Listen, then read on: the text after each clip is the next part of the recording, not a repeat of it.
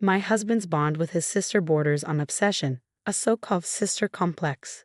Invading our home, my sister-in-law and her husband treat it as their own, disregarding boundaries and helping themselves to our belongings without permission. Despite my protests, my husband ignores their overbearing behavior, only fueling their audacity. I've reached my breaking point. Here, I'll share my journey to the moment I decided to end the marriage. I'm Jessica, recently promoted at 28. While some may find it early, I've dedicated myself to work, and the recognition feels rewarding. In my personal life, I'm a newlywed, relishing in the bliss of marriage with Tom. Balancing work success with love, life seemed satisfying. On one occasion, I found myself tasked with a business trip, a first for me. Despite a mix of nerves and excitement, I embraced the opportunity, particularly as it stemmed from my recent promotion. Following the promotion, my schedule filled with frequent day trips, likely due to my status as a newlywed. However, this time, a 3-day trip awaited me. I relayed the news to my husband. 3 days away, that's a bit much for a newlywed, isn't it? Well, I'll have Sarah come by, he remarked. Sarah, Tom's younger sister, married but still under his doting wing, albeit in a somewhat unsettling manner. Why would Sarah need to come over? I inquired. Handling things solo might be a challenge, and Sarah's handy around the house. I figured with her help, we could manage during your absence, so off you go on your trip without a worry. Oh, and remember to pick up souvenirs, though you'll have to chip in with the chores. I mused internally, but refrained from voicing my thoughts.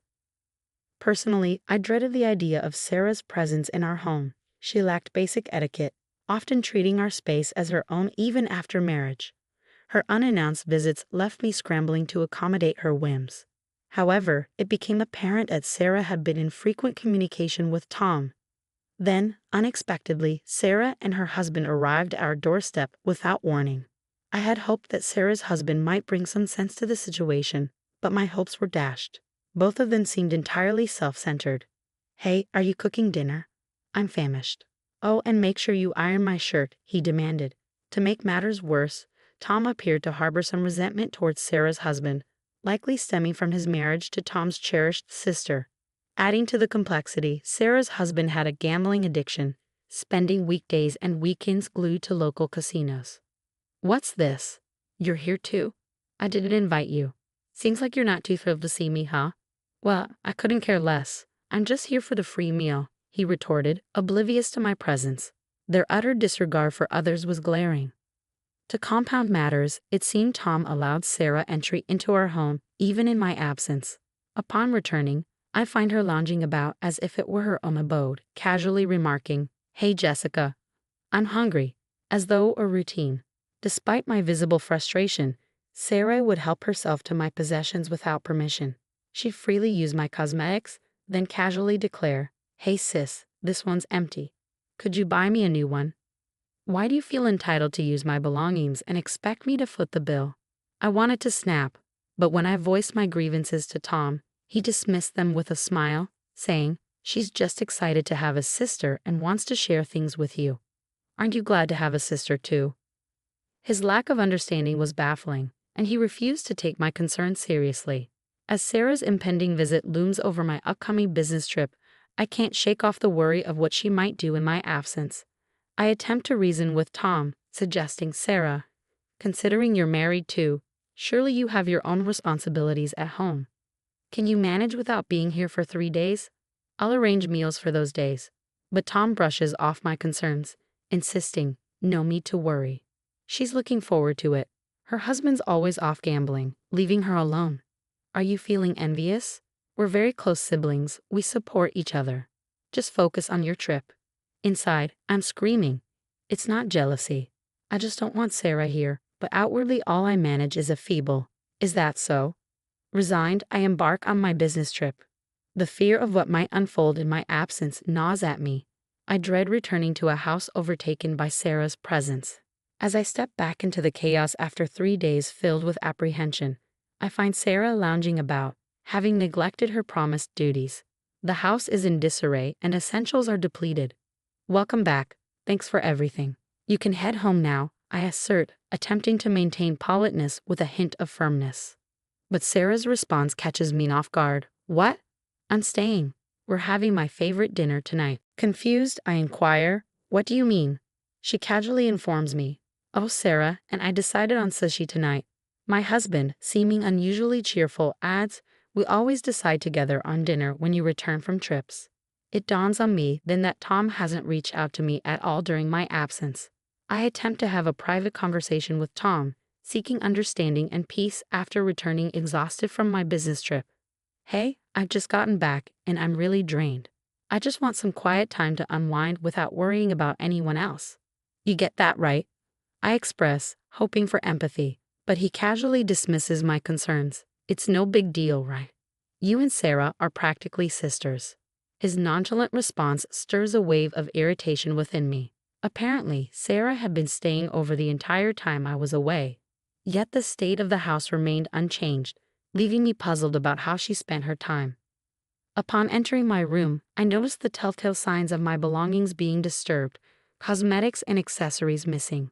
My recently acquired, pricey toner, a cherished favorite, seems to be depleting faster than usual, despite my careful usage to stretch its value. Additionally, several accessories are nowhere to be found. Frustrated, I confront Sarah, demanding, Sarah, did you use my things? Her response is flippant, oops, my bad. They looked great on me, so I thought I'd borrow them. But I'll return them, so don't stress. She brushes off, displaying a casual indifference. Despite my anger, Sarah's lack of remorse halts any further confrontation, prompting me to raise the issue with Tom once more. Enough already. She's just borrowing, you say. But it's not okay. Why can't you see my perspective? I plead, hoping to convey the gravity of the situation. Yet my words fall on deaf ears as Tom remains steadfast in his defense of Sarah. Exhausted and defeated, I resign myself to sleep, unable to fully accept the situation, yet too weary to continue the argument. 3 weeks later, another business trip opportunity arises, this time for a whole week. When I inform my husband, he appears taken aback. A week? That's quite a stretch. Well, I'll just have Sarah look after the house again. Don't worry, go ahead. He reassures me. This is precisely what I wanted to address. I'd rather you didn't invite Sarah over anymore. I express my concerns. Tom's reaction is immediate and defensive. Why not? She's family. Last time you said you asked for her help, but nothing was done when I returned. His own words striking a chord with him, Tom falls silent, averting his gaze. You must know as well. Sarah constantly takes my things without permission, claiming she's borrowing them but never returns them. I continue, hoping to make him understand. At this, Tom seems to relent. Fine, but I'll need someone to handle the laundry for the week. I'll just have her over for one day and send her home afterward. Is that all right? He proposes. Why can't you handle the laundry yourself? I suggest, to which he responds, I've never done it before. I wouldn't know where to start. I can teach you, I offer, but Tom remains obstinate. No, I'll just have her over for one day, he insists, showing his reluctance to do household chores or perhaps his desire to involve his sister. Weary of the argument, I reluctantly concede, fine, do as you wish. Just ensure she doesn't stay over. I emphasize this point to Tom, though I harbor doubts about his compliance. True to my suspicions, upon my return a week later, I find Sarah lounging comfortably on the living room sofa, displaying no evidence of having contributed to the household chores. What's happening here? I inquire, perplexed by the unexpected turn of events. Well, there turned out to be more chores than I anticipated. I asked Sarah to stay over yesterday and today because it was too much for her, Tom explains. Internally, I sigh, realizing my suspicions were warranted. But you said it would only be for one day. I remind him, feeling a surge of frustration. Tom brushes off my concern, saying, relax, she's your sister-in-law. And considering you're often away on business trips, you should appreciate her help. What? Do you even understand the nature of business trips? I'm not out there having fun. You always make excuses like this, disregarding my concerns. Tom continues, seemingly oblivious to my point. Oh, and by the way, Sarah's divorced. She's also lost her job. You'll have times when you can't manage the housework due to your trips, right? She said she's fine with it, so I thought we could let her stay with us. My disbelief turns to outrage. What? Why are you making decisions without consulting me? I've already told you that you can handle the housework. It's not a daily occurrence. This is our home together. We're supposed to support each other in times of need. Don't you feel sorry for her? How could you unilaterally break our agreement like this? I can't trust you, I admonish, feeling a pang of guilt for my harsh words. It's just temporary. Sarah also plans to find a job and a place to live as soon as possible. We have a spare room anyway. And she's already given up her apartment. She doesn't want to stay where she lived with her ex, Tom counters, attempting to justify his decision. Unbelievably, my sister-in-law Sarah had gone through a divorce and suddenly expressed a desire to move in with us. How could you make such a decision without consulting me? This is the last straw. Your lack of consideration is appalling. What kind of family dynamic do you envision? If this is how it's going to be, then do whatever you want. I seethed, clutching my suitcase freshly returned from a business trip as I stormed out of the house. Leaving was the easy part, but with nowhere specific in mind, I found myself seeking solace in an internet cafe. After a brief moment to collect myself, my husband Tom reached out to me. Come on, Jazz, there's no need to be so upset. My sister is going through a tough time. I can't just abandon her, he pleaded. Now that you've had a chance to cool down, think about it. She's offering to help with the household chores. That's not such a bad offer, is it? Remember the promises we made. And to be honest, I don't trust your sister Sarah either. I can barely stand her, he admitted. What are you even saying? If you're so adamant about Sarah living here, why don't you leave? I retorted sharply. Is that really what you want? Fine, I'll do it. I have no problem with that. But don't come running back to me if you regret it. Tom replied angrily before abruptly ending the call. As I hung up, I felt a wave of detachment wash over me. Enough is enough. I've endured so much pain because of him, and now he's pushing me out. But I'll ensure he regrets his decision. Determined, I devised a plan and began gathering the necessary resources. Soon after setting my plan in motion, as anticipated, Tom called me. Just hear me out. This morning, out of the blue, John showed up at our doorstep. Tom's voice was filled with panic. His words rushed. Your brother John, who's skilled with household chores, was deliberately invited by me to come over. I also spoke with Tom's parents and arranged for Sarah to return to their home. With Sarah gone, it's just John staying with us now. Tom seemed flustered as he questioned, This is strange. Why did you invite him over without consulting me? I calmly replied, I thought you might need some assistance while I'm away. Johnny is adept at household tasks, so I thought his help could be beneficial. I couldn't help but express my discomfort. Tom, it's unsettling for me when someone unexpectedly intrudes and starts doing chores. I feel like I have to constantly maintain a facade in my own home. His response stunned me. Why? Sarah did the same thing to me. You could have at least informed me beforehand when Sarah was coming over. Tom's silence and guilty expression spoke volumes. How can you expect everything to be fine for you but not for me when I'm in the same situation? I demanded, my frustration boiling over. It seemed like the realization finally dawned on him. But this was merely the beginning of my retaliation. I've laid up a situation. You can discuss the household tasks with John.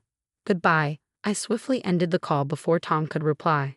Despite his persistent calls afterward, I chose to ignore them, signaling the beginning of my retaliation. The following day, in accordance with my plan, I enlisted my brother's help to initiate the second phase of my revenge. As anticipated, my husband's phone rang almost immediately. Jessica, I need your assistance. His voice trembled, desperation evident in his tone. What's the matter?